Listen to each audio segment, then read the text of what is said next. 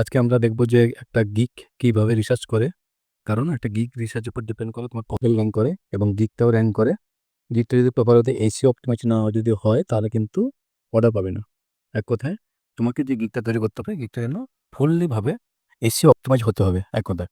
তো আমরা পুরো গিগটাকে একদম স্টেপ বাই স্টেপ আগে রিসার্চ করব। রিসার্চ করার পর অন্য আরেকটা ক্লাসে আমরা গিগ কিভাবে তুলতে হয় সেটা দেখবো। বাট আজকে মেন যে ক্লাসটা সেটা হচ্ছে কিভাবে একটা গিগ রিসার্চ করতে হয়। পুরো ফ্রিল্যান্সিং ক্যারিয়ারে যদি তুমি সফলতা পেতে চাও, এই গিগ রিসার্চটা তোমার কাছে একটা খুবই ইম্পর্টেন্ট একটা ক্লাস। কারণ কেন? এই গিগ রিসার্চের উপর ডিপেন্ড করে কিন্তু তোমার সবকিছু এক কথা প্রোফাইল থেকে শুরু করে গিগ থেকে শুরু করে সবকিছু র্যাঙ্কিংয়ে আছে। বুঝলো না? যদি প্রোফাইলটা এসিও ভাবে রিসার্চ করতে পারো। তো আজকে আমরা সেই রিসার্চটা দেখবো। তার আগে একটা জিনিস এর আগের দিন আমরা বলে দিয়েছিলাম যে একটা গিগের মধ্যে কি, কি থাকে আমরা একটু বলেছিলাম না? যে একটা গিগের মধ্যে টাইটেল থাকে, ডেসক্রিপশন থাকে, হ্যাঁ? অনেক কিছু থাকে।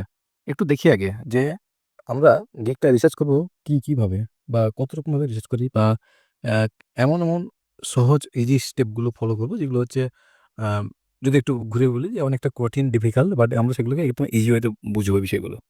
একটা গিগ ওপেন করি তাহলে তোমাদের বুঝতে আরো সুবিধা হবে যে আমাদের যখন গিগগুলো দেয়া হবে গিগগুলোকে দেখতে কেমন লাগবে, গিগগুলোর লুকিংটা কেমন হবে, পুরো একটা কনসেপ্ট তোমার কাছে একটা ক্লিয়ার হয়ে যাবে। বুঝতে গেল? এবং এই গিগগুলোর মধ্যে বা তোমার ক্যাটেগরি যেসব পিপল আছে তারা কি সার্ভিস দিচ্ছে, তারা কেমন টাইপের প্রাইস রাখছে, হ্যাঁ? সমস্ত কিছু তোমার কাছে ক্লিয়ার হবে এমনটা। দেখো, আমরা একটা গিগের মধ্যে এর আগের দিন দেখছিলাম কি লাগে আমাদের? একটা হচ্ছে কি যেটা বলছিলাম যে আমাদের এটা হচ্ছে কি পেজ, ক্যাটেগরি পেজ। তাই না? আমরা কি ক্যাটেগরি পেজ লাগে ১ম। দ্বিতীয়ত কি লাগে আমাদের? টাইটেল। যেটা এই যে টাইটেল। এবারে কথা হচ্ছে স্যার আমরা যে গিগটা রিসার্চ করব, কোন জায়গার উপর ডিপেন্ড করে আমাদের গিগটা পুরোপুরি এসইও অপটিমাইজ করা দরকার। বুঝে গেল? ভালো করে আজকের ক্লাসটা একটু মন দিয়ে শুনবে। ইম্পোর্টেন্ট ক্লাস একটা। আমরা মূলত ১ম কাজ হচ্ছে আমাদের যে টাইটেলটা থাকবে, টাইটেলের মধ্যে আমাদের কিওয়ার্ড থাকবে। স্যার কিওয়ার্ড কথাটা একটু নতুন লাগছে কি? কিওয়ার্ড বিষয়টা কি? কিওয়ার্ড বিষয়টা হচ্ছে যে ক্লায়েন্ট যে সার্চ বার, এই যে সার্চ বার এটা হচ্ছে ফাইবার সার্চ বার। সার্চ বারে এসে কি লিখছে, ওই লেখাটা তোমার গিগের মধ্যে আছে কিনা? যদি তোমার গিগের মধ্যে প্রপার ওয়েতে সঠিক জায়গাতে ইনপুট থাকে, তবে কিন্তু তোমার গিগটা এসইও অপটিমাইজ হয়ে যায় ভালোমতোভাবে এবং তারপরে কিন্তু তোমার গিগটা র‍্যাঙ্ক করে। এবারে এই কিওয়ার্ডটা ক্লায়েন্ট সার্চ করছে, এই কিওয়ার্ড আমি বুঝবো কিভাবে সেম কিওয়ার্ডটা ক্লায়েন্ট সার্চ করছে, তাই কি না? অতএব আমাদেরকে জানতে হবে যে আগে কিওয়ার্ড বিষয়টা কি? একটুখানি যদি আমি এই পুরো ছোট্ট করে দেখাই যে এদের যে টাইটেল আছে প্রত্যেকটা গিগের টাইটেলের মধ্যে দেখবে কোনো না কোনো কিওয়ার্ড ইনপুট আছে। তোমাকে একটুখানি হিউম্যান সাইকোলজি কাজে লাগাতে হবে যে আমি যদি অ্যাজ এ বায়ার হই, আমার একটা ওয়েবসাইট তৈরি করা দরকার বিজনেসের জন্য।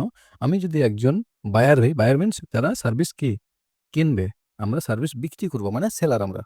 তাহলে আমি যদি একজন বায়ার হই, আমার যদি একটা ওয়েবসাইট ডিজাইন করা দরকার আমার বিজনেসের জন্য, তাহলে আমি ফাইবারে এসে কি লিখব? বুঝতে পারছো কি? আমি ফাইবারে এসে কি লিখব? এই যে কনসেপ্টটা, এইটা তোমাকে একটু প্রপার ওয়েতে কাজে লাগানো দরকার।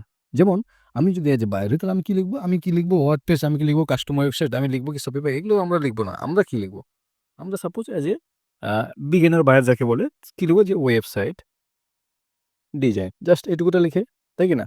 এবার আমি যখন এইটুকুটা লিখলাম, নিচে দেখো অনেক কিছু সাজেস্ট এসেছে। কি? অনেক কিছু সাজেস্ট এসেছে, তাই না? এই সাজেস্ট বিষয়টা কি? এই সাজেস্ট বিষয়টা হচ্ছে অ্যাজ লাইক তুমি যখন তোমার ইউটিউব সার্চ বারে কোনো কিছু সার্চ করো, দেখো সাজেস্ট অনেক কিছু চলে আসে। কিংবা গুগলে যদি কোনো কিছু সার্চ করো, সাজেস্টে অনেক কিছু চলে আসে। এই সাজেস্টে আসে মানে এই এই এতে প্ল্যাটফর্মে সেলার বলো, বায়ার বলো টাইপের এই টাইপের লেটার লিখে সার্চ করে। বুঝে গেল? এই টাইপের ওয়ার্ড লিখে সার্চ করে যাতে যে হতে পারে এই যে সাপোজ ওই এসে ওয়ার্ডপ্রেস ওয়েবসাইট ডিজাইন এটা কোনো না কোনো সেলাররা সার্চ করে, কোনো না কোনো বায়াররা সার্চ করে। বাট সার্চ করে। সার্চ করে বলে আমাদের এখানে কিন্তু সেইসব লেখাগুলো এসছে। বুঝে গেল? অতএব আমাদেরকে কি করতে হবে? আমরা যখন কিওয়ার্ড রিসার্চ করব, আমাদের কাছে একটা জিনিস ক্লিক করতে হবে যে এমন কি কিওয়ার্ড ইনপুট করলে আমার দিকটা ক্লায়েন্টের কাছে যাবে। তাই কি না? এবার কথা হচ্ছে যে স্যার আমার মতো সাব্যস্ত হিউজ পরিমাণে ফ্রিল্যান্সাররা নেই। আমি স্যার ওদের ভিড়ে আমাকে কিভাবে ক্লায়েন্ট খুঁজে পাবে? এটা একটা কোয়েশ্চেন না? আমার কথাগুলো বুঝতে পারলে একটু রেস্ট নিয়ে নাও বা একটু ডিফিকাল্ট লাগছে নাকি জানাও একটু আমাকে। ঠিকঠাক আছে নাকি? ওকে, ওকে। যে আমি যে ক্যাটেগরি সার্ভিস দেই কিংবা আমি যা কিছু করি না কেন আমার মতো হিউজ পরিমাণে ফ্রিল্যান্সাররা অলরেডি মার্কেট প্লেসে বসে আছে তারা। তাহলে আমাকে ক্লায়েন্ট কেন কাজ দেবে? আমাকে ক্লায়েন্ট কেন ওদের থেকে আলাদা চোখে দেখবে? এবং আমাকে ক্লায়েন্ট কিভাবে সার্চ করে পাবে? এমন টাইপের কোশ্চেন আমাদের মধ্যে নতুন অবস্থাতে অনেক কিছু ঘোরাফেরা করে। অতএব সবকিছু মূলে একটা অ্যান্সার কি, গিক র্যাঙ্কিং দরকার। গিক র্যাঙ্কিং এর উপর ডিপেন্ড করে ক্লায়েন্টের চোখে তোমার গিকটা যাবে। আর যখন একটা ক্লায়েন্টের মানে কোনো ক্লায়েন্টের চোখে বারবার একটা জিনিস ঘুরবে ঘুরবে ঘুরবে, ইটস লাইক ইউটিউবে যে হোম ফিড থাকে, হোম ফিডে যখন একটা ভিডিও বারবার তোমার কাছে আসে, তুমি না দেখলেও মন চাইবে একবার না একবার দেখি যে কি এমন আছে। তো ঠিক তেমনি তোমাকে গিকটা র্যাঙ্কিং করানো দরকার আছে। গিক র্যাঙ্কিং মানে ক্লায়েন্ট কিছু লোকে সার্চ করছে, সেই সার্চ করার পর তোমার গিকটা শো করছে। ইটস লাইক আমরা যে সার্চ করলাম ওয়েবসাইট ডিজাইন সাজেস্ট এসেছে বিভিন্ন টাইপ অফ, এগুলো হচ্ছে বিভিন্ন টাইপ অফ ওয়েবসাইটের ক্যাটাগরি ওয়াইজ। তো আমি সাপোজ দিলাম ওয়ার্ডপ্রেস ওয়েবসাইট ডিজাইন।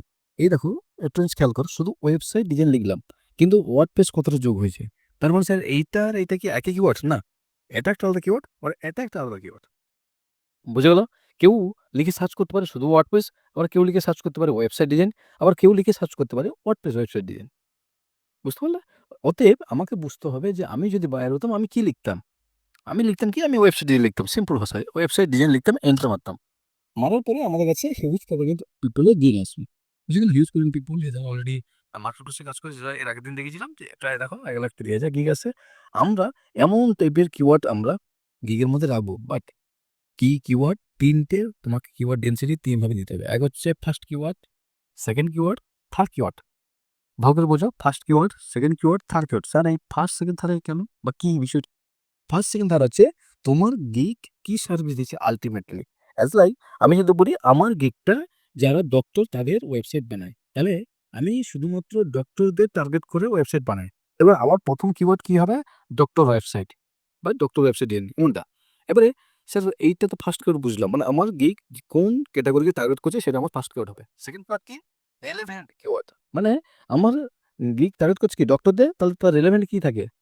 তার রেলেভেন্ট কি থাকে? তোমার মেডিকেল হতে পারে, ক্লিনিক হতে পারে, তাই কি না? মানে তার রেলেভেন্ট কিওয়ার্ড যাকে বলে।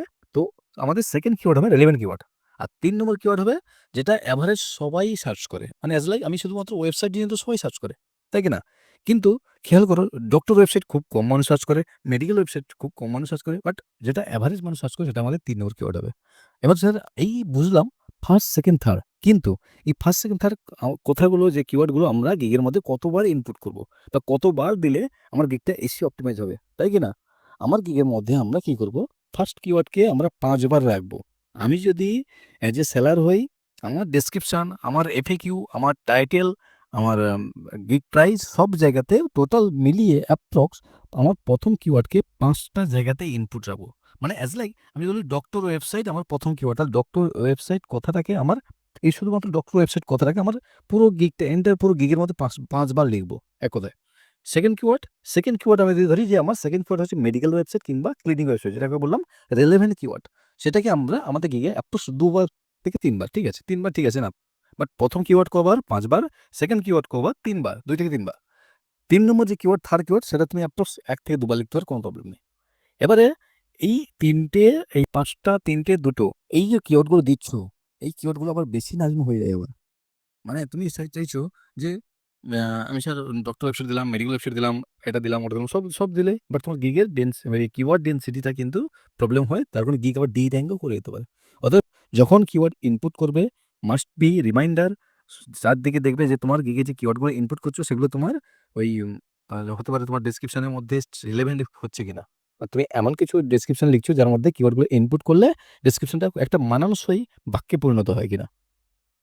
তুমি যদি ফোকাস থাকে পুরো কিওয়ার্ডের মতো, কিওয়ার্ডের দিকে, তাহলে কিন্তু পুরো ডেসক্রিপশনটা তোমাকে দিয়ে ফোকাস রাখতে হবে যে আমার কিওয়ার্ডটা প্লাস ডেসক্রিপশনটা পুরোপুরি একটা বাক্যে পরিণত হচ্ছে কিনা। বুঝে গেল? অতএব এই দুটো বিষয়ে ফোকাস করে তোমার গিগটা তুলতে হবে। এবারে কথা হচ্ছে স্যার আমরা যখন গিগ তুলবো কি বিষয় আমাদের খেয়াল করা দরকার? কি বিষয় আমাদের খেয়াল করা দরকার? ১ নম্বর কি? ১ নম্বর হচ্ছে আমাদের যেটা বলছিলাম যে আমাদের গিগের যেটা ওই ক্যাটাগরি। আমার গিগটা কোন ক্যাটাগরিতে থাকবে সেটা হচ্ছে ডিপেন্ড করছে তোমার গিগটা কি সার্ভিস দিচ্ছে। বুঝে গেল? যেমন ওই আগের দিন বলছিলাম না? আমি এই বাজারের কোনো একটা কোণে বসবো। কোনো একটা কোণে মানে কোনো একটা ক্যাটেগরির মধ্যে। তো তুমি কি বিক্রি করতে চাচ্ছ ডিপেন্ড করছে সেই ক্যাটেগরির মধ্যে তুমি যাবে কিনা। তুমি যদি মাছ বিক্রি করো তাহলে মাছ দোকানের কাছে বসবে। তুমি সবজি বিক্রি করো তাহলে সবজি দোকানের কাছে বসবে। অর্থাৎ তুমি কি সার্ভিস দিচ্ছ ডিপেন্ড করছে তার উপর ক্যাটেগরি। অর্থাৎ তোমাকে ক্যাটেগরি চুজ করতে হবে। দ্বিতীয়ত কি ক্যাটেগরি অনায়াসে যখন তুমি ২-৫ টা গিগ দেখবে তাদের দেখলে ক্লিয়ার হবে যে ও আচ্ছা ওয়েবসাইটের জন্য এই ক্যাটেগরি সবাই নেয়। যেমন আমি দেখো programming tech website development, custom website. এগুলো লাগে কোথায়? যখন তুমি গিগ আপলোড দেবে তখন কিন্তু বলবে যে তোমার গিগের ক্যাটাগরি কি? অথচ আমাকে এই জন্য আগে থেকে রিমাইন্ডার মনে রাখতে হবে যে আমার গিগটা এই ক্যাটাগরি। দেখো তো যখন তুমি সেম সার্ভিস মানে তুমি যে সার্ভিস দাও ওই সার্ভিস যারা দিচ্ছে তাদের গিগে যখন ঢুকবে তখন দেখতে হবে অলরেডি এই যে অলরেডি দেখো programming tech website development Wix, এটা উইক্সের ওয়েবসাইট। আচ্ছা, এটাতে দেখো দেখো programming tech website development super base, মানে এটা হচ্ছে কোডিং এর গল্প। এবারে কথা হচ্ছে দেখো প্রতিটা কিন্তু ক্যাটাগরি আলাদা আলাদা। এদের দেখো সুপার বেস, এদের দেখো উইক্স, আবার এই দেখো কাস্টম ওয়েবসাইট। বুঝে গেল? অত ডিপেন্ড করছে তুমি কি সার্ভিসটা দিচ্ছ, তার উপর ডিপেন্ড করছে তোমার ক্যাটাগরিটা কি হবে। 2 নম্বর কি? 2 নম্বর হচ্ছে তোমার গিগের টাইটেল। গিগের টাইটেল অ্যাপ্রক্স 70 থেকে 80 ক্যারেক্টারের মধ্যে ফাইবার বলে। কিন্তু ফাইবার আরেকটাও কথা বলে, ফাইবার একটা সিস্টেম আছে, লেখা থাকে যে তুমি 80 ক্যারেক্টার বেশি দিতে পারবে না গিগের টাইটেল, 70 ক্যারেক্টার বেশি তুমি গিগের টাইটেল দিতে পারবে না। কিন্তু আমার একটা কথা বলে কি, যত তোমার গিগের টাইটেল শর্ট হবে তত তোমার গিগটা র্যাঙ্কিংয়ে ফোকাস করবে। তার মানে আমাদের গিগ টাইটেলটা লং দেওয়া যাবে না, শর্ট দিতে হবে, উইথ আমাদের কিওয়ার্ড ইনপুট করতে হবে। বুঝে গেল? আমরা যখন পরপর দেখবো এগুলো যে কিভাবে শর্ট করতে হয় একটা গিগের টাইটেল, কিভাবে কিওয়ার্ড ইনপুট করতে হয়, সেগুলো আমরা দেখবো। তত আমাদের বুঝতে হবে আলটিমেটলি একটা গিগ কিসের উপর ডিপেন্ড করে র্যাঙ্ক করে।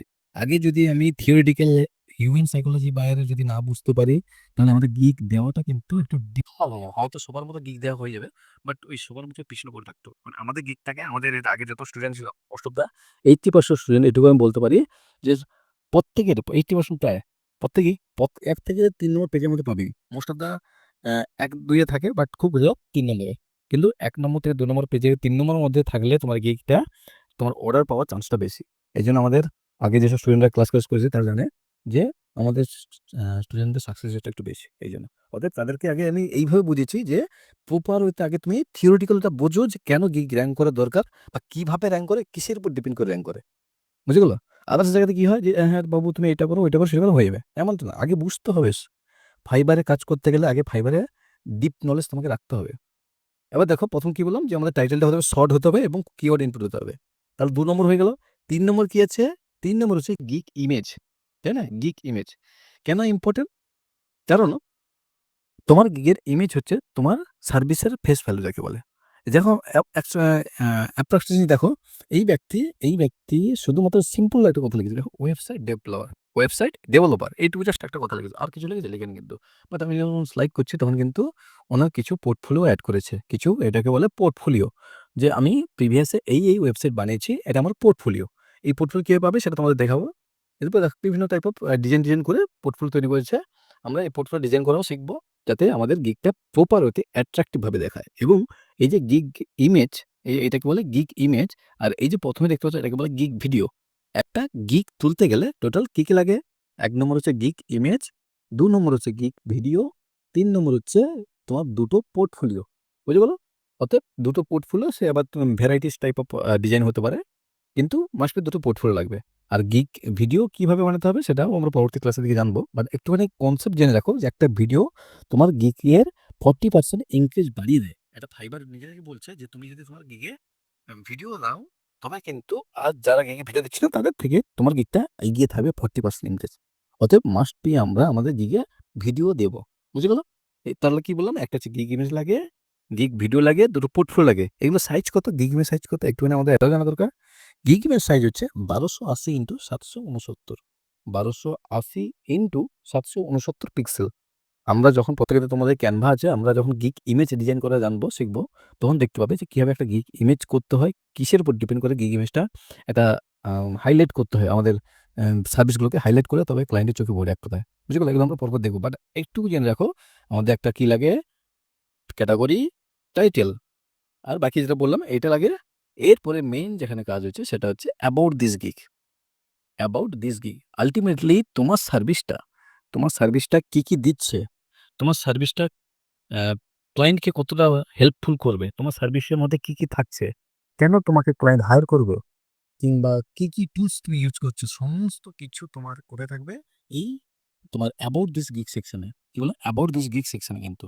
অতএব তোমরা কি করবে, যখন তোমাদের যে গিগের ডেসক্রিপশনটা তুলবে, সেই ডেসক্রিপশনের মধ্যে খেয়াল রাখতে হবে কি যে আমার গিগের মধ্যে আমি কি দিচ্ছি,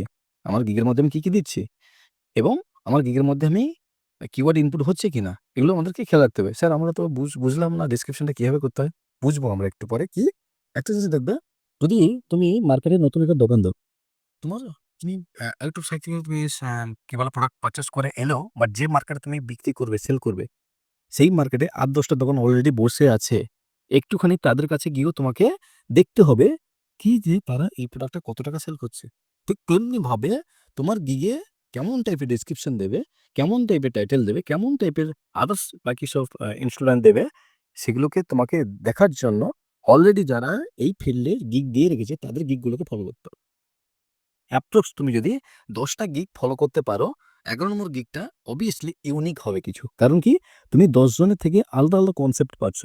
যে আচ্ছা ব্যক্তিটা গিগের মধ্যে এইটা ইনপুট করেছে, এই ব্যক্তিটা এইটা ইনপুট করেছে, ওই ব্যক্তিটা এইটা ইনপুট করছে। মানে তোমার কাছে একটা আলাদা থিওরিটিক্যাল তৈরি হয়ে যাচ্ছে যে ও আচ্ছা, যখন তুমি ১১ নম্বর ব্যক্তি একটা গিগের ডেসক্রিপশন তুলবে তখন এই ১০ জনের থেকে একটু ভ্যারাইটিস টাইপ অফ হবে।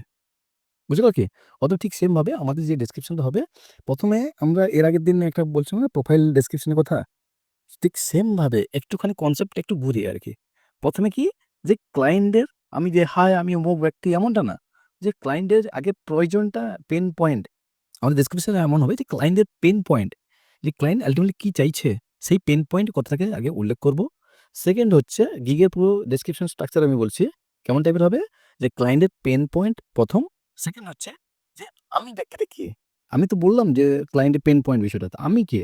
আমি ব্যক্তিটা মানে হু অ্যাম আই? এই লাইনটা হচ্ছে সেকেন্ড প্যারাতে হবে। ১ম প্যারায় ক্লায়েন্টের পেইন পয়েন্ট, প্যারাগুলো কতগুলো লাইনের মধ্যে হবে? অ্যাপ্রক্স ১ থেকে ২ লাইন। ২ লাইন ঠিক আছে। ১ম ২ লাইনে ক্লায়েন্টের পেইন পয়েন্ট। সেকেন্ড ২ লাইনে তুমি ব্যক্তিটা কে? তারপরে ৩ নম্বর ২ লাইনে কি হবে? যে তুমি কিভাবে ক্লায়েন্টকে হেল্প করবে? যদি তুমি পুরো স্ট্রাকচারটা একটা নিজের মাইন্ডে একটু ফোকাস করো তাহলে কিন্তু বুঝতে পারবে আল্টিমেটলি স্ট্রাকচারটা কেমন হওয়া দরকার। ১ম ক্লায়েন্টের পেইন পয়েন্ট, সেকেন্ড তুমি ব্যক্তিটা কে? ৩ নম্বর হচ্ছে তুমি কিভাবে ক্লায়েন্টকে সাহায্য করবে। যখন এই ৩ টে পয়েন্ট প্রপার হতে থাকবে with keyword optimise. ৪ number point কি হবে? ক্লায়েন্ট তো বুঝলো তুমি তাকে হেল্প করতে পারো। বাট তোমার সার্ভিস কি, কি আছে? মানে হোয়াট সার্ভিস ইনক্লুড কিংবা এই যে সার্ভিস অফার, বুঝে গেল? তোমার সার্ভিসে কি, কি আছে? ৪ নম্বর পয়েন্ট হলো ৫ নম্বর পয়েন্ট হচ্ছে তুমি কি, কি টুলস ইউজ করছো? তোমার সার্ভিসে এতগুলো জিনিস আছে বুঝলাম। কিন্তু এই পুরো প্রজেক্টটা কমপ্লিট করার জন্য তুমি কি, কি টুলস ইউজ করছো? কি, কি মানে আদার্স কি বলে কি, কি ইউজ করছো আরকি? সাপোজ তুমি একটা কি বলে ওয়েবসাইট বানাবে। তুমি কি টুলস ইউজ করছো? WordPress ইউজ করছি। তুমি কি প্লাগইন ইউজ করছো? আমি Elementor ইউজ করছি। মানে কি ইউজ করে তার কাজটা করবে। বুঝে গেল? কি টুলস ইউজ করে কাজ করো সেটা। তাহলে কত নম্বর হলো? ১, ২, ৩, ৪, ৫ নম্বর হলো কি টুলস ইউজ করছো। ৬ নম্বর কি? ৬ নম্বর হচ্ছে কেন ক্লায়েন্ট তোমাকে হায়ার করবে? তোমার মতো আরো ১০ টা ফ্রিল্যান্সার আছে, আরো ৫০ টা ১০০ টা ফ্রিল্যান্সার আছে। বাট ক্লায়েন্ট কেন তোমাকে হায়ার করবে? অতএব এটা কিন্তু মাস্ট বি হোয়াই হায়ার বুঝে গেল? কেন তোমাকে হায়ার করবে এই বিষয়টা তোমাকে ইনপুট করা দরকার। এবং লাস্ট এবং শেষ যেটাকে বলে call to action. Call to action কি সিটিএ বটম যাকে বলে যে ক্লায়েন্ট যখন পুরো ডেসক্রিপশনটা পড়ছে তার মানে ক্লায়েন্টের ইন্টারেস্ট আছে তোমার সার্ভিসের প্রতি এবং যখন সে শেষ অবধি পড়ে আসে যদি তোমার সিটিও বটম না থাকে মানে তুমি যদি না বলো যে তুমি যদি এই সার্ভিস নিতে চাও তো আমাদের কন্ট্যাক্ট করো বা মেসেজ করো, হ্যাঁ?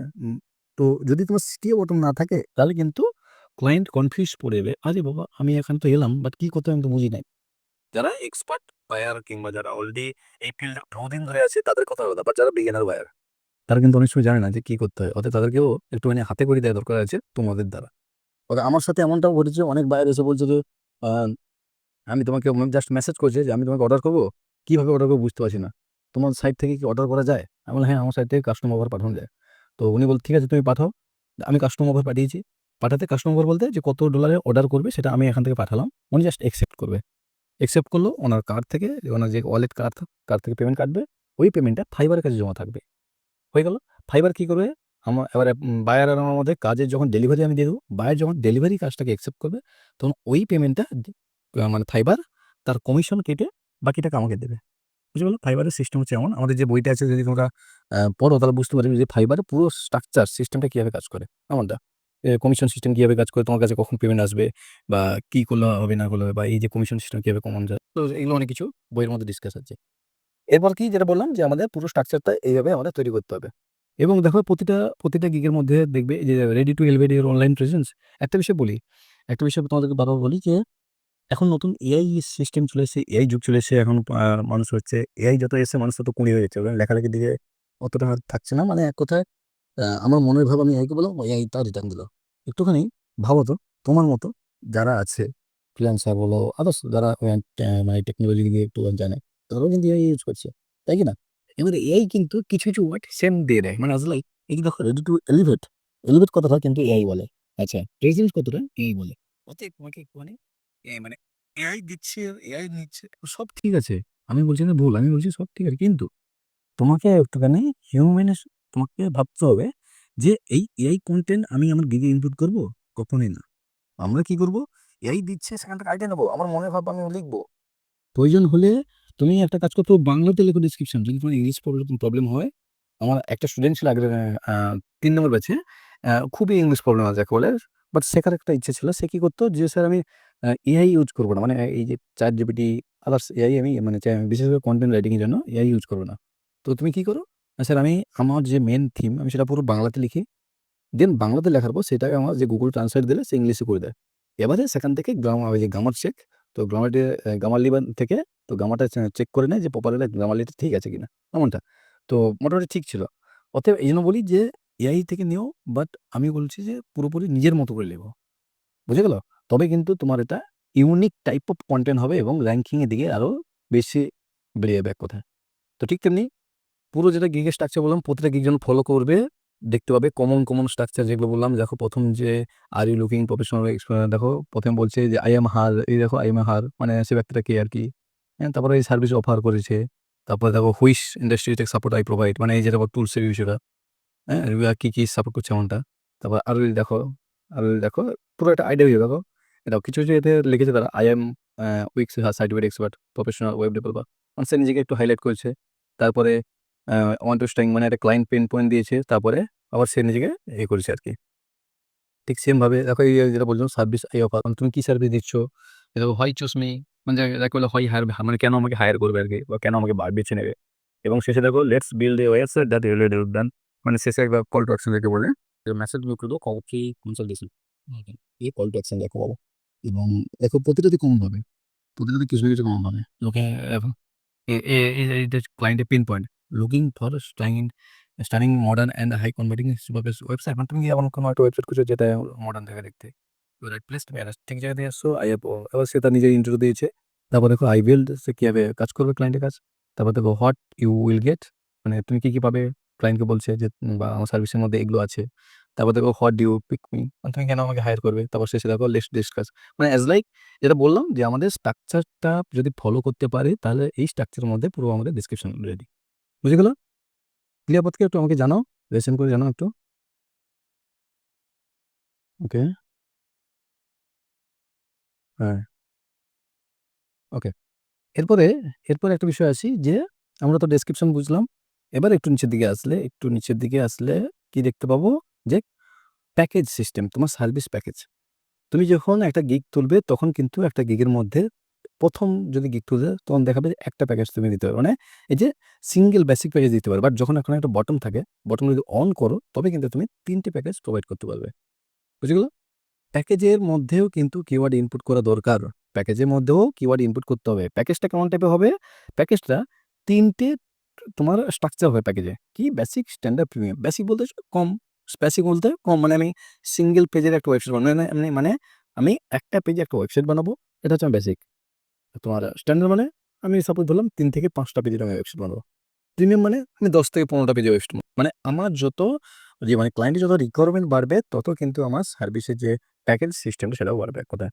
অতএব তুমি যখন একটা সার্ভিস দিচ্ছ সেখানে কিন্তু ৩ টে টাইপ অফ প্যাকেজ থাকবে এবং সেই ৩ টে টাইপের প্যাকেজের মধ্যে তোমার কোন প্যাকেজে কি থাকছে, কোনটাতে কি দিচ্ছ সমস্ত কিছু ইনক্লুড থাকবে এমনটা। এবং প্রতিটা প্যাকেজে কবে তুমি ডেলিভারি করছো, কবে তোমার রিভিশন, হ্যাঁ? কবে তোমার এইসব কিছু প্রাইস বলো, সবকিছু তোমাকে দিতে হবে। এবং প্রতিটাতে দেখবে যখন তুমি ক্লিয়ারলি ভাবে বুঝবে, যখন তুমি ক্লিয়ারলি ভাবে একটা প্যাকেজ ইনপুট করতে যাবে তখন সেখানেও দেখাবে যে তুমি কি, কি সার্ভিস প্রোভাইড করছো, কি দিচ্ছ। এবং প্রতিটাতে দেখবে এটাকে বলে তোমার প্যাকেজের টাইটেল, এটাকে বলে প্যাকেজের ডেসক্রিপশন। প্রতিটা প্যাকেজের টাইটেল এবং ডেসক্রিপশন। আমাদের কিওয়ার্ড কোথায় ইনপুট করতে হবে? আমাদের প্যাকেজের টাইটেলের মধ্যে। এই যে টাইটেল, এই টাইটেলের মধ্যে আমাদের প্যাকেজের ডেসক্রিপশন ইনপুট করতে হবে। বুঝলি তো? যেমন দেখো এর একটা কিওয়ার্ড দিয়েছে যে প্রফেশনাল বিজনেস ওয়েবসাইট, মানে বিজনেস ওয়েবসাইট একটা কিওয়ার্ড। আবার এখানে দেখো স্ট্যান্ডার্ড বিজনেস ওয়েবসাইট, বিজনেস একই দিয়েছে। আচ্ছা এখানে দেখি, দেখো স্মল স্কেল বিজনেস সাইট, মানে কোথাও না কোথাও তার কিওয়ার্ড ইনপুট আছে। তো ঠিক তেমনি তোমাকে এবং কিওয়ার্ড ইনপুট করে তোমার টাইটেলটাও লিখতে হবে। বুঝে গেল? এই গেল আমাদের কি প্রাইস সেকশন। এবারে প্রাইজে একটুখানি ব্যাপার-স্যাপার আছে। কি স্যার? প্রাইজে আমি এমনও গিগ দেখেছি যারা, যেমন একটুখানি দেখাই। আচ্ছা, এখানে একটা জিনিস দেখো, ৩ দিনে একটা ওয়েবসাইট বানাবে, কত নেবে? ৭,৬৫৯। মানে এটা আমাদের আইএনআর দেখাচ্ছে। আমি যদি ডলারে কনভার্ট করি তাহলে দেখাবে। আচ্ছা, তোমাদের যখন গিগ রিসার্চ করবে তখন যদি এমন দেখায় তাহলে কনফিউজ করবে না। কি করবে? একদম নিচে আসবে, সবার নিচে আসবে। আসার পরে এই যে আইএনআর, মানে এখানে তোমার বিডিটি লেখা থাকতে পারে, এনিথিং লেখা থাকতে পারে। মানে তোমার কারেন্সি অনুযায়ী। তো জাস্ট ক্লিক করবে। ক্লিক করার পরে এই যে ইউএসডি ক্লিক করবে, অটোমেটিকভাবে তোমার যে পুরো স্ট্রাকচারটা ইউএসডি তে কনভার্ট হবে এবং ওখানে প্রাইস সেকশন সব কিন্তু ডলারে দেখাবে এমনটা। একটু বললেও দেওয়া গেছে। এই যে একটা ব্যবসা হচ্ছে, তুমি এই যে নতুন ফ্রিল্যান্সিং যারা বিগিনার লেভেলে বাইরে, তুমি বিগিনার মার্কেট প্লেসে কিন্তু তুমি তোমার স্কিলের দিক থেকে এক্সপার্ট হতে পারো, বাট তুমি মার্কেট প্লেসে বিগিনার এক কথায়। তোমার কাছে কাজ নেই, তোমার নতুন প্রোফাইল, তার মানে তুমি বিগিনার। বুঝে গেল? তা অনেক ক্লায়েন্ট থাকে যারাও বিগিনার। তারা কি খুঁজে? আমি কম টাকাতে ভালো সার্ভিস নেব, এমনও খুঁজে। আর এই সুযোগটাকে কাজে লাগাতে হবে যারা নতুন ফ্রিল্যান্সার। কেন? দেখবে যারা বিগিনার লেভেলে মানে থাকে, ওই কি বলে ক্লায়েন্ট থাকে, তারা কিন্তু বুঝে বেশি অনেক ক্লায়েন্ট থাকে, আবার বুঝে কম বেশি অনেক ক্লায়েন্ট থাকে। কেন? কারণ মানুষ তো, সবই তো মানুষ। মানে ক্লায়েন্টও তো মানুষ, তাই না? তাদের তো একটা বুদ্ধিমত্তা আছে। তো ঠিক তেমনি তারা কি করে যে আমার কম, ওই দোকানে হয় না যে কম টাকা দেবো, ভালো মাল নেবো। ঠিক তেমনি তোমাকে কি করতে হবে? কম টাকাতেও ভালো সার্ভিস প্রোভাইড করে 5 স্টার রিভিউ কি করতে হবে? নিতে হবে ক্লায়েন্টের কাছ থেকে। যাতে অ্যাপ্রক্স ৫টা থেকে ১০টা কাজের প্রতি অতটা প্রাইজের দিকে নেগোসিয়েশন করলে হবে না। তোমাকে ডাইরেক্ট রিভিউর দিকে খেয়াল করতে হবে যে আমার প্রোফাইলটা যদি আমার রিভিউ ভালো থাকে, তবে কিন্তু আমার প্রোফাইলটা র‍্যাংকিং করবে। ১১ নম্বর কাজটা কিন্তু আমি মোটা অ্যামাউন্টেও পেতে পারি। বাট ১০ নম্বর কাজের আগে অব্দি আমি মোটা অ্যামাউন্টে পাওয়ার চিন্তা করব না। ১০ নম্বর কাজের আগের অব্দি আমরা শুধুমাত্র কি করব? ওই কম বাজেট হলেও কাজ করব ক্লায়েন্টের জন্য। বাট যেন আমার রিভিউটা ঠিকঠাক থাকে, এমনটা।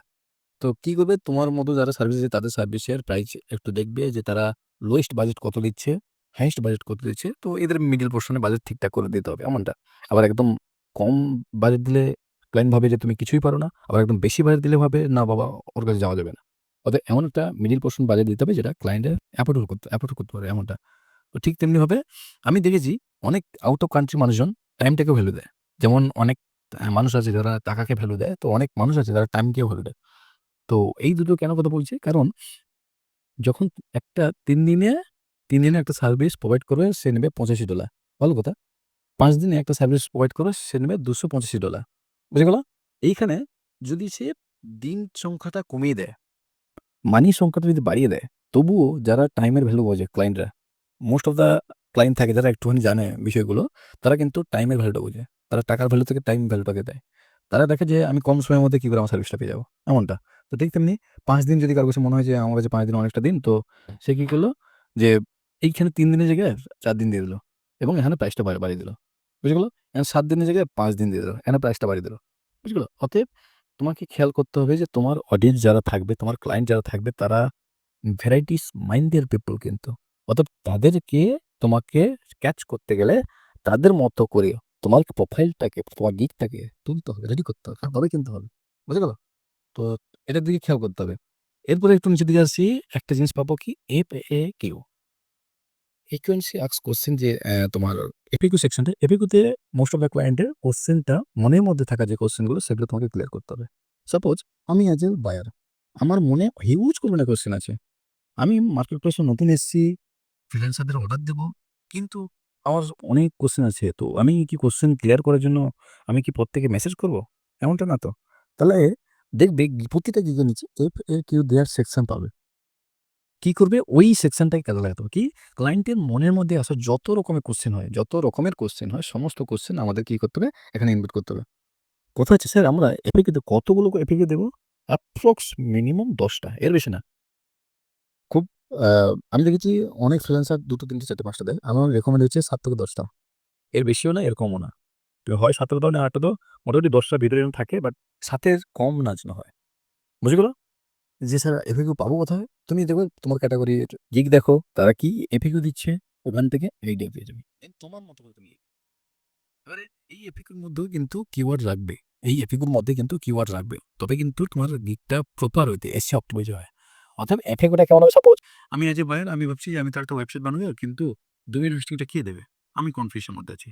তুমি যদি তোমার এই যে কনফিউশন কাটানোর জন্য, ক্লায়েন্টের কনফিউশনটা কাটানোর জন্য তোমার এফএকিউতে দিয়ে রাখো যে ডোমেইন হোস্টিংটা কে দেবে? এই যে প্রশ্নটা এই যে what you need to get started, এই যে কোয়েশ্চেনটা, এটা কিন্তু ফ্রিল্যান্সারের কোয়েশ্চেন না। এই যে কোয়েশ্চেনটা, এটা কার কোয়েশ্চেন? ক্লায়েন্টের কোয়েশ্চেন। সেই কোয়েশ্চেনের অ্যান্সারটা যদি ক্লিক করে, এইটা হচ্ছে ফ্রিল্যান্সারের অ্যান্সার। বুঝে গেল? বাট লিখেছে কে? ফ্রিল্যান্সার লিখেছে। তো অতএব তোমাকে কোয়েশ্চেনটা এমন হতে হবে, ক্লায়েন্টের মনে কোয়েশ্চেন লিখতে হবে এবং অ্যান্সারটাও তোমাকে দিতে হবে যাতে ক্লায়েন্ট কনফিউশন কেটে যায়। তো অতএব আমাদের কতগুলো দিতে হবে? এফএকিউ ৭ টা এফএকিউ দিতে হবে। বুঝে গেল? এবং এই এফএকিউ গুলো যেন কিওয়ার্ড অপ্টিমাইজেশন থাকে। এরপরে এবং শেষ যেটা থাকে সেটাকে হচ্ছে কি ট্যাগ সেকশন। এই যে রিলেটেড ট্যাগ। ওই যে দেখো, কেউ যদি এনার গিগটা যদি খুঁজে পায়, সাপোজ কেউ যদি ওয়েবসাইট ডেভেলপমেন্ট লিখে সার্চ করে, তারা কিন্তু এনার গিগটা খুঁজে পাবে। কেউ যদি রিডিজাইন সুপারভাইজার লিখে সার্চ করে, তারা কিন্তু এনার গিগটা খুঁজে পাবে। কেউ যদি ডিজাইন সুপারভাইজার লিখে সার্চ করে, তাহলে এনার গিগটা খুঁজে পাবে। স্যার এই ট্যাগগুলো পাবো কোথায়? বা এই ট্যাগগুলো, যে এই ট্যাগগুলো র‍্যাংকিং কিনা বুঝবো কিভাবে? কিংবা এই ট্যাগগুলো আমাদের ক্লায়েন্ট সার্চ করে কিনা সেটাও বুঝবো কিভাবে? তাই না? অনেক কোয়েশ্চেন থাকে তো। নাকি আমরা হুদায় ২-১ টা ওয়ার্ড দিয়ে দেবো, হয়ে যাবে এমনটা না। এই ট্যাগটা কিন্তু খুবই গুরুত্বপূর্ণ। এই ট্যাগটা কি বললাম? খুবই গুরুত্বপূর্ণ একটা বিষয়। যেমন আমাদের কিওয়ার্ডটা একটা গুরুত্বপূর্ণ বিষয়, গিগটা এসইও করে তেমনি ততটাই গুরুত্বপূর্ণ এই ট্যাগটা। এই ট্যাগটা এমন হবে যে তোমার ক্যাটেগরি যারা গিগ দিচ্ছে, আমরা এর পরবর্তী ক্লাসে কি দেখব? যে এই ট্যাগগুলো বিভিন্ন টুলস ইউজ করে, বিভিন্ন টুলস, ওয়েবসাইট ইউজ করে র‍্যাংকিং কিওয়ার্ড, র‍্যাংকিং ট্যাগ আমরা ফাইন্ড করব। যাতে আমাদের গিগটা অনায়াসে র‍্যাংক করে। বোঝা গেল? আমাদের গিগ পাবলিশ হওয়ার পর আমাদের মোস্ট অফ দ্যা টাইমে দেখবে নিউয়েস্ট অ্যারাইভেল এ আমাদের ১ম দিকে থাকে গিগ। কিন্তু ২-৩ দিন, ৪ দিন, ৫ দিন যাওয়ার পর ফ্রিল্যান্সারদের গিগগুলো আস্তে, আস্তে ডাউন দিকে যেতে থাকে। যদি তোমার গিগটার দম থাকে তো ১ম পেজে থাকবে। অর্থাৎ দম মিনস ওই কিওয়ার্ডের গল্প, ওই র‍্যাংকিং এর গল্প এবং এবং ডিপেন্ড করছে তুমি কতটা সময় অ্যাক্টিভ থাকছো ফাইবারে। বুঝে গেল? অতএব সেগুলো আমরা জানবো। আমরা নেক্সট ক্লাসে কিন্তু প্রপার ওয়েতে এই যে কিভাবে এগুলো ফাইন্ড করতে হয়, কিভাবে র‍্যাংকিং ট্যাগ ফাইন্ড করতে হয় বা কি দিলে আমার গিগটার মধ্যে র‍্যাংকিং ট্যাগগুলো আমি পাবো এবং কিওয়ার্ড কোথা থেকে পাবো, এগুলো কিন্তু আমরা পরবর্তী ক্লাসে কিন্তু মাস্ট দেখব। ক্লাসটা মাস্ট বি, কেউ মিস করবে না। তো এই ছিল কি পুরো স্ট্রাকচার একটা গিগ রিসার্চের। আগে গিগ রিসার্চ করার আগে পুরো কনসেপ্ট বুঝতে হবে যে ক্লায়েন্ট আল্টিমেটলি চায় কি? সেই জিনিসটা কি আমরা আমার সার্ভিস দ্বারা ক্লায়েন্টকে প্রোভাইড করতে পারবো কিনা এবং নিজের সার্ভিসের প্রতিও কনফিডেন্ট থাকতে হবে। তুমি তোমার সার্ভিস প্রতি নড়বড়ে, তুমি নিজে কনফিউশন এর মধ্যে আছো যে আমি ক্লায়েন্টকে হ্যাপি করতে পারবো না মনে হয়, তাহলে কিন্তু হ্যাপি করতে পারবে না। এমনটা কনফিডেন্ট যদি থাকে যে হ্যাঁ, আমি ক্লায়েন্টকে হ্যাপি করতে পারবো। আমার মধ্যে যদি কোথাও খামতি থাকে সেটা আমি পূরণ করব, বাট ক্লায়েন্টকে হ্যাপি করব। তাহলে কিন্তু অবভিয়াসলি তুমি ক্লায়েন্টকে হ্যাপি করতে পারবে। এমনটা। বুঝে গেল? তো এই ছিল আজকে আমাদের পুরো স্ট্রাকচার। আমাদের দেখা হবে ২য় দিন ক্লাসে এবং সেখানে কিন্তু পুরোপুরি গিগ একদম প্র্যাকটিক্যালি ভাবে গিগ তুলবো। গিগগুলো রিসার্চ করে পুরোপুরি প্র্যাকটিক্যালি তুলবো। ক্লিয়ার প্রত্যেকে? একটুখানি জানাও আমাকে। মাইক্রোফোন আনমিউটে কথা বলো। আচ্ছা, আমার একটা প্রশ্ন ছিল। হুম, আ আচ্ছা, লাইক আমরা তো এখন মানে ফ্রিল্যান্সিং শিখতেছি, ঠিক আছে? সো যেরকম WordPress শিখা হইছে, ফর হেডার, ফুটার, ঠিক আছে? তারপরে টেমপ্লেটস ইউজিং। তো এখান থেকে এখন আমরা যেখানে অ্যাকাউন্ট ক্রিয়েট করছি, তো এখন যেরকম আ আপনি যে দেখালেন আরকি যে এখন উপরে লেখা আছে প্রোগ্রামিং ল্যাঙ্গুয়েজ HTML, JavaScript। এখন আ মানে কাস্টমার যে ক্লায়েন্টরা যেরকম ওয়েবসাইট চাচ্ছে, তো এগুলোর জন্য আমাদের বেসিক কি এগুলা কি জানতে হবে? যেরকম প্রোগ্রামিং ল্যাঙ্গুয়েজ, PHP এগুলা? না, না এগুলো মানে কোনো না, ইয়ে না। না, এবার আমি বলি। ক্লায়েন্ট মোস্ট অফ দ্যা টাইমে ক্লায়েন্ট 80% বলতে পারো। ক্লায়েন্ট শুধু তোমাকে বলে তুমি আমাকে ওয়েবসাইট বানিয়ে দাও। আমার একটা ডক্টর এসেছিল, আমার একটা রেস্টুরেন্ট এসেছিল, আমার একটা এই হয়েছিল। মানে ওনার কি হয়েছিল সব তোমায় বলবে। তুমিই বানাবে। বুঝে গেল? তুমি বানাবে। কিভাবে বানাবে সেটা ক্লায়েন্ট জানে না। অতএব আমাদের WordPress এর জন্য HTML, CSS, JavaScript এত কিছু জানার প্রয়োজন পড়ে না। কখন জানার প্রয়োজন পড়ে? যখন তুমি অ্যাডভান্স লেভেলের ওয়েবসাইট বানাতে যাবে। বুঝে গেল? অ্যাডভান্স লেভেলেও ওয়েবসাইট বানাতে যাবে তখন কিন্তু প্রয়োজন পড়ে যে হ্যাঁ, আমাকে একটুখানি HTML, CSS জানতে হবে। বুঝে গেল? বাট মোস্ট অফ দ্যা টাইমে তোমার জানতে লাগে না। জানা তো খুব ভালো, বাট লাগে না। এবার কথা হচ্ছে স্যার, একটা ক্লায়েন্ট একটুখানি রিয়ালিটিটা বলি এবারে। যে একটা ক্লায়েন্ট তোমাকে বলবে যে তার একটা বিজনেস ওয়েবসাইট প্রয়োজন। সে এসে তুমি তখন তাকে জিজ্ঞাসা করবে তোমার ওয়েবসাইটে কি রিকোয়ারমেন্ট আছে।